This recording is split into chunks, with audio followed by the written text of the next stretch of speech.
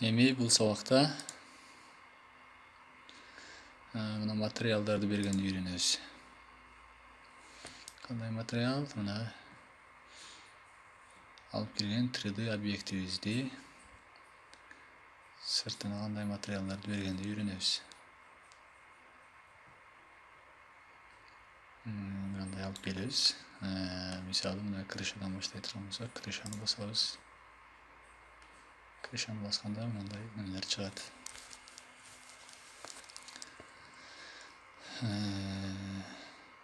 Мынакей, ал жөнүндө краскалай турган. Алар айнек. Жана башка. Азыр кыскача гана үйрөткөнгө аракет кылам. Калгандарын секин-секин суроолоруңуздар, сунуштарыңыздар болсо, комментарийге жазсаңыздар, ошону эске алабыз. Жана ошол боюнча дагы түшүнбөгөн жерлер болсо, кийин дагы видеороликтер жасаганга аракет кылабыз. Азыр биз мына крышаны кандай жасаганын үйрөнөлү. Мынакей. Мисалы аутто бассак, мына ал жерде мына крышанын сүрөтү бар. Ушул жерде мына боёгонду үйрөнөбүз. Мына мисалы мына крыша менен боёй турган болсок, мына ошону басабыз. Мынакей. Көтөрүлүп чыгабыз. Lumion'дун бир минус жери мына крышаны жасаганыңыздарда мындай кылып баардыгын волнасын бир тарапка каратып жасап коет. Эгерде зерикпейм дей турган болсоңуздар, крышаны эгерде рендерге Lumion алып келе турган болсоңуздар, крышаны жасап атканда мына ар бирини бөлөк кылып жасап чыгышыңыздар керек болот. Ошондо мына ар биринин волнасын ошол тарапка карап турсак болот да. Азыр бизде дагы архикадта автоматически мындай общий чыгарып койгонбуз. Мына ар бир скатты бирден бөлөк кылып жасап чыкпадык. Ошондуктан бизде дагы бардык волналар бир тарапка карап калды. Ошондуктан волнасы анча билинбей турган крышаны тандаганга аракет кылабыз. Мисалы, мыналар анча билинбейт азыр. Эми ушуну 2 жолу басабыз. 1-2. Мынакей, настройкасы чыгат. Мына бул размер. Ошону волнаны кичинертебиз. Мисалы, бираз кичирейди. Бираз кичирейгенде бул волна бир тарапта карап турган анча билинбейт. Мынакей. Эми мына рельефти бассаңыздар, мунун волнасы көбөйөт. Мынакей. Мынакей волнасы кыйындай көбөйүп калды.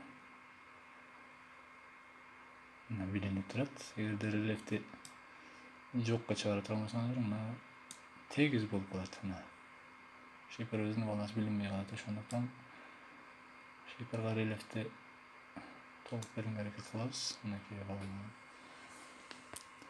рельефти көрүнүп калды. Эми мунун түсүнө бергенге аракет кылабыз. Бираз алыстатып алайын, анда жарашыгына карап беребиз да. Мына рефлекси, глосс дегендер муну канчалык бияка алып келсек, ошончолук мына жылтырайт крышабыз. Глянцевый болуп калат. Бизге анчалык глянцевый крышанын кереги жок. Бизге средний. Среднийден бираз көбүрөөк болсо деле боло берет. Мына reflectivity дегени мынакей. Муну берсек, мына гүлдүн отражениясын өзүндө көрсөтүшкөнгө аракет кылат.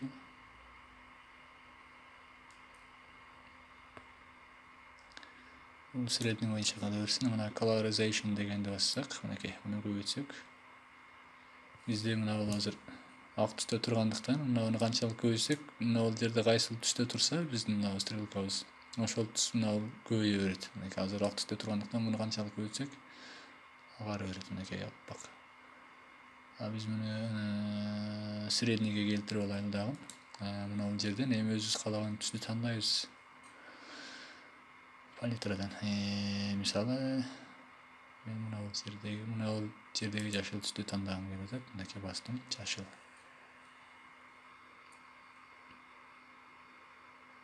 Бираз көгүнтүлүүрөөк. Осылай жакшы болот. Bul жерден яркийраак, темныйраак светин дагы келтирип алабыз. Мынакей ылдыйга түшүргөн сайын караят. Үйнү көтөргөн сайын биздин палитрабызга карап крышабыздын түсү өзгөрөт.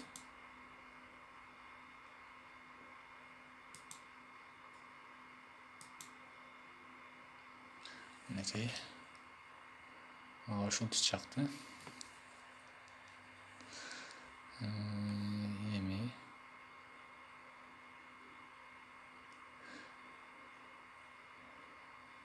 Эми мына бул нерселер жөнүндө түшүндүрүп өтөйүн. Муну бассаңыздар, мынакей азыр крышабыздын балнасын көрүп турасыздар.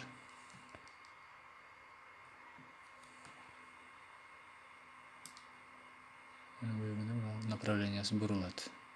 Бияка. Бизге азыр өзүнүн направлениясы жакшы.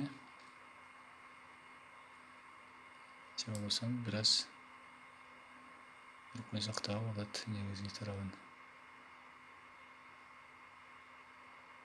Мынакей. Эми мунусын басабыз.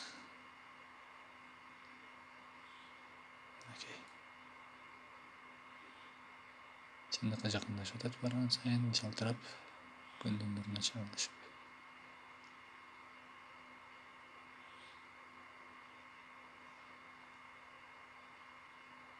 Мындай кылып койсок дагы болот. Банк дегени.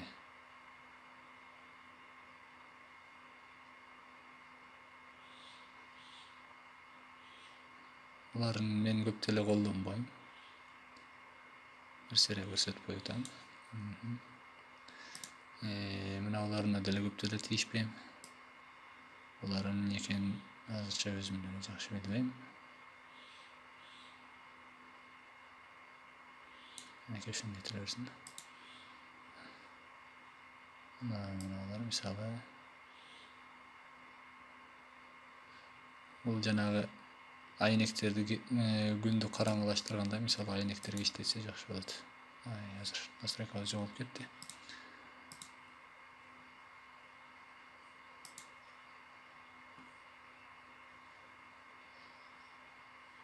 Мынакей муну канчалык мисалы айнекке иштете турган болсок, канчалык бошкон сайын кечкурун ошончолук свет тамып турган окшоп көрүнөт. Situation. Булардын кереги деле жок. Мен көп деле колдонбойм буларын. Спекула. Булардын анча деле көңүл буруштун кажети жок.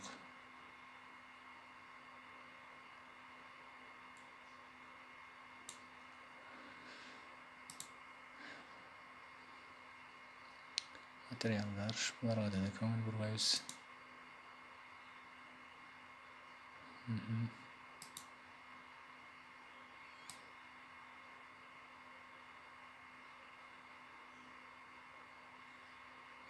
Булардын көңүл буруштун кажети жок. Эң негизгиси эле мына бул жерден иштесеңиздер, ошонун өзү жетиштүү. Мынакей биз азыр крышаны жасап алдык. Эми дуалга өтөбүз. Дуалды кандай түскө жана кандай покрытие беребиз. Мынакей дуал бастык. Дуалды басканда настройкасы чыкты. Мисалы мына outdoor отделкалардын түрлөрү чыкты. Кирпичтик, пластер, indoor, мынакей дуалдар.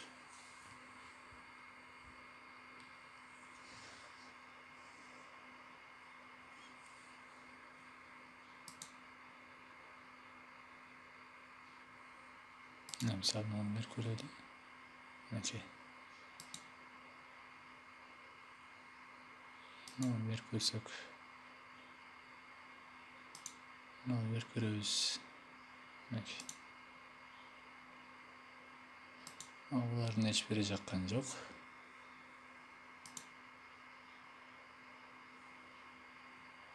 Мынаны тандайбыз дагы. Скромныйраак экен. Эми ушуну 2 жолу басабыз. 2 жолу бастык. Эми бул жерден түсүн тандайбыз. Мен мынаны көбөйтөм. Мисалы жарымга чейин келтирип, жарымдатыра берсин. Бул жактан мен дуалды сары түскө боягым келип атат.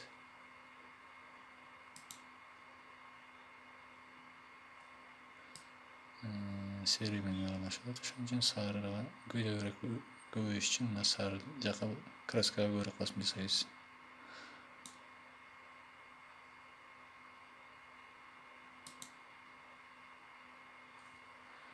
Мынакей. Жараштыбы? Жакшы эле чыкты окшойт.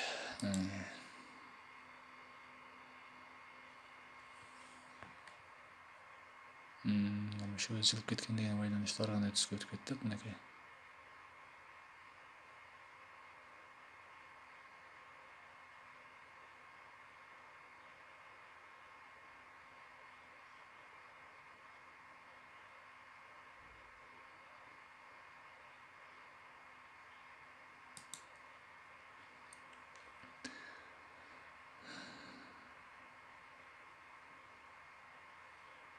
Мынакей.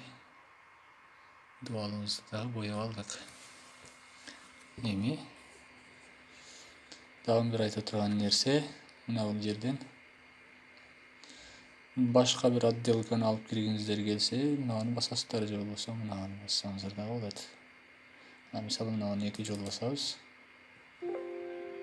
Мынакей сиздердин өзүңүздөрдүн текстураңыздарды алып берет. Мисалы менде загрузкада эмнелер бар.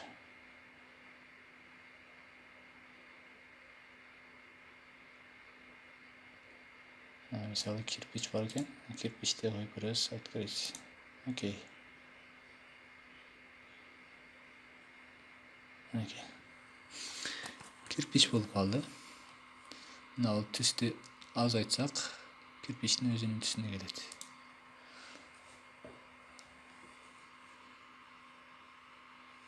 Окей.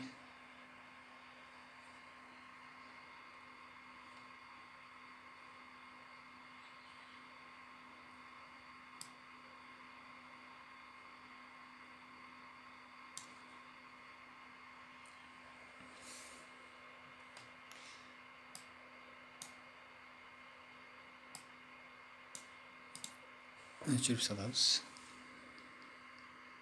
Өчүрүп салабыз. Бизге өзүбүздүн түсүбүз көбүрөөк чагып атат. Мынакей. Мына сары менен чагыла берсин.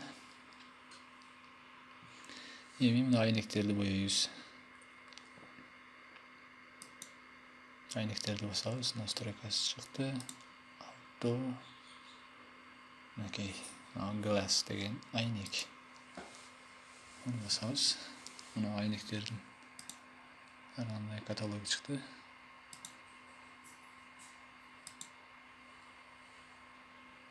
Мына басып көрөбүз, 2 жол басабыз. Мынакей бизде ошол айнек болуп калды. Эми мына рефлексине басабыз. Отражение. Көбүрөөк берилиш керек бизде, чындыкка чыкканда ошондо. Эми ана color дегенди басабыз, түсүн беребиз. Мынакей түсү чыкты. Биз айнекти канчалык караңгыраак берсек, ошончо жакшы болот. Мынакей. Анан түстү бергенден кийин мына птичканы басып койгонду унутпаңыздар. Эгерде бул птичканы баспай койсоңуздар, сохранить болбой, кайра эле мурдагысында түшүп калат. Мынакей басып койдук, сохранен болду. Мынакей биздин жанагы негиз.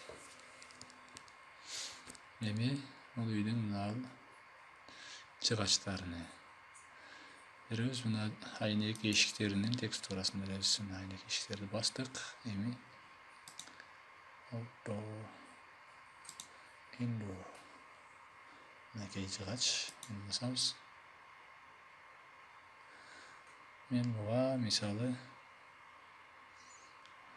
мындайларды бербегенге аракет кылыңыздар эшик айнектерге, себеби булар паркеттерин текстурасы мына берсеңиздер билинип калат. Мынакей.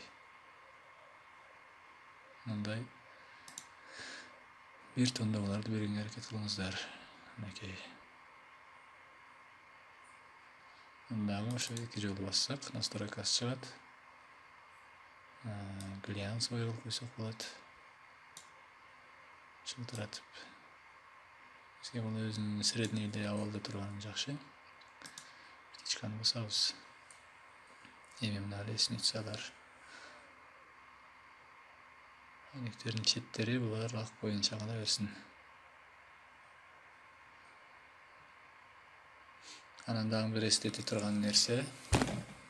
Мына мен азыр айнектин четиндеги мына наличниктер менен мына лестницанын бетинин түсүнү бир краскага коюп алган экенмин. Мына азыр кармасам баардыгы чогуу кармалып калып атат. Эми мен мына лестницанын бетин кафель кылайын дедим да, эми кыла албайм. Себеби мына наличниктерибиз дагы ошо кафель болуп калат. Ошондуктан бул эми ак боюнча калат. Ошондуктан ар бирин башка түстө бергенге аракет кылгаңыздар. Болбосо ушундай эле окшош болуп калат дагы. Түстү бергенде кийин кыйнайт. Азыр эми лестница ошол боюнча кала берсин. Мына перилабыз дагы ошол боюнча кала берет эми. Мынакей бул дагы перилалар, перекрытиялар бардыгы бир түстө болуптур. Эми брусчатка басабыз. Мынакей мына крыша перекрытиядан жасаган брусчаткабыз. Муну басабыз. Мынакей. Чыкты. Өзүнүн брусчаткалары бар бул жакта. Азыр мына таймс дегени бассак. Бул жакта.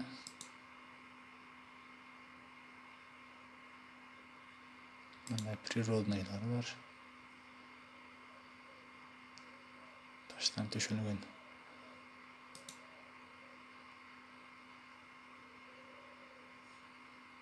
Мындай өздүкү сыяктуулар бар. Мен дагы азыр природный. Муну алып бергим келип атат. Мынакей. Табият коюнундагы.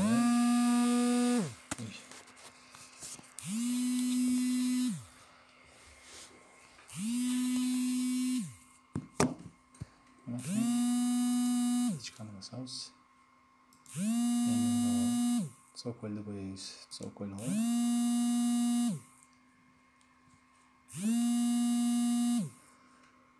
Муну дагы ошондой кылып коебуз. Кийинки сабакта көрүшкөнчө.